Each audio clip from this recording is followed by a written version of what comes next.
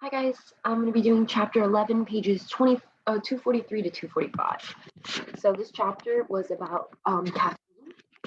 So today, more people use caffeine daily than any other psychoactive drug, and that there's some evidence of dependence, and there's also evidence that caffeine can interfere with our daily activities. And actually, many of these activities are things that we're drinking caffeine to do. So, like get energy, stay awake, focus. So, it's actually there's some evidence that this is interfering with these. So, coffee. The legend behind coffee says that a Ethiopian goat herder named Kaldi noticed that his goats were exhibiting excessive energy. And so he went and ate the red berries that his goats were eating, and he experienced a surge of energy.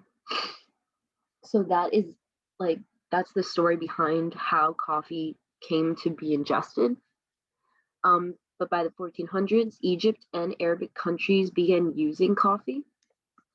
By the 1500s, the Middle East began using it, and then by the 1600s, Europe began using it. And then in 1650 in England and in 1671 in France, coffee houses began to appear.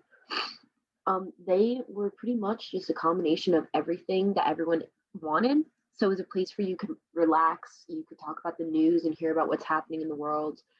You could seal bargains. And then one of the most troubling things was that plotting. So King Charles II of England, feared that people at coffee houses were going to plot against him.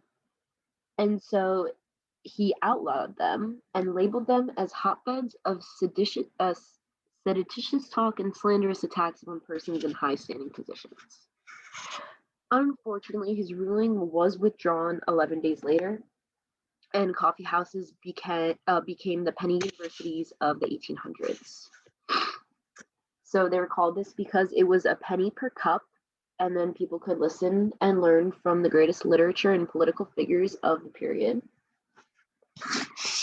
However, women began to become angered by the amount of coffee that was being drank by their husbands. And in 1674, they printed a pamphlet claiming that men do use too much coffee. And the men actually responded with another article going after the women, telling them that there's nothing wrong with having like a nice drink of coffee.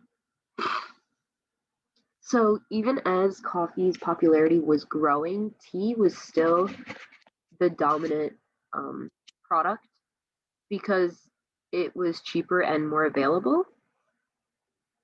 However, in 1765, the tax on tea after the Boston Tea Party led people to replace the tea, and coffee became the country's new drink of choice.